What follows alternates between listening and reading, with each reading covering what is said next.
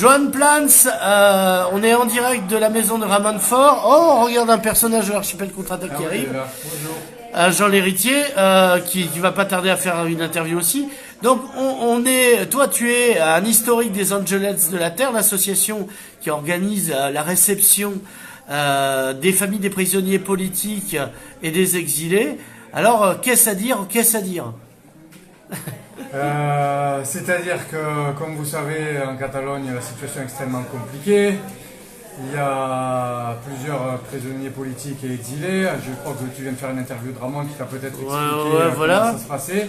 Et aujourd'hui, après avoir fait un concert le 1er avril qui a été un grand succès, avec plus de 600 personnes qui sont venues à Alenia, on organise la remise des dons que l'on donne à cette association pour permettre aux familles de prisonniers d'aller voir leurs parents en prison. Et aujourd'hui, on va se retrouver avec beaucoup de familles de prisonniers. Donc on aura même la famille Tourouille qui viendra aussi, qui s'est ajoutée alors que c'était pas au programme. Voilà, Joseph Tourouille qui s'était présenté comme candidat pour être président de la Generalitat, mais le gouvernement espagnol l'en a empêché et l'a mis en prison. Alors toi, tu es le fils de Llorenç Plans, le regretté, Oui. et qui était un des rares penseurs du territoire en matière de catalanisme, parce que les autres c'est plutôt j'agite le drapeau, je tape sur des casseroles. Alors, est-ce que finalement tu es pas le continuateur de ce qu'a fait ton père? Tu restes logique? Je ne sais pas si je suis le continuateur. Ce qui m'intéresse dans le collectif des Angels, c'est que c'est un collectif extrêmement ouvert. Et nous, on considère que tous les gens qui habitent en Catalogne sont catalans. À partir de là, tous ceux qui s'intéressent à la culture catalane, qui veulent défendre le territoire, sont bienvenus. Sont les bienvenus chez les Angels.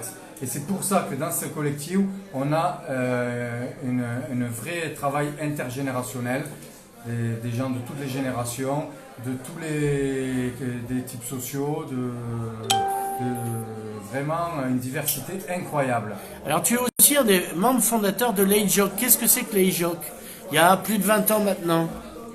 Alors l'EIJOC, c'est l'association internationale des jeunes catalans du monde, l'association internationale des Joves de Casals Catalans, et c'est une association qui a pour but de promouvoir la culture catalane dans des territoires qui ne sont pas sur le Principat de Catalogne.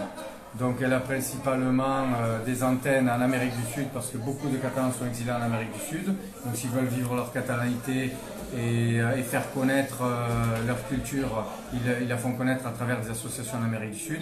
Ici, à Perpignan, c'est différent, parce qu'on est un territoire de culture catalane, on est un territoire catalan.